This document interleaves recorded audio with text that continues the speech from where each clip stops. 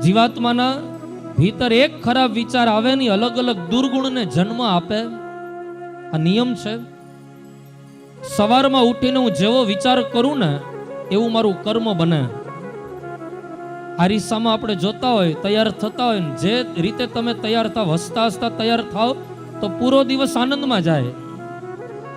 જે રીતનો હું વિચાર કરું એ રીતનો મારો દિવસ જવાનો. એટલે વિચારોને ક્યારેય નબળા ન રાખવા.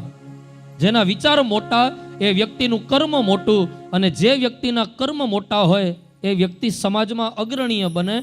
वो व्यक्ति समाज में दूसरों के लिए आदर्श बनता है. क्यों?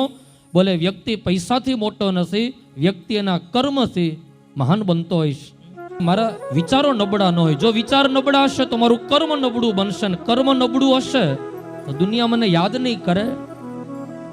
आज रामायणना पात्रोने आपणे याद करिए, भागवतना एक एक पात्रोने याद कर्यानुं कारण उनके विचार आदर्श थे, उनके कर्म आदर्श थे.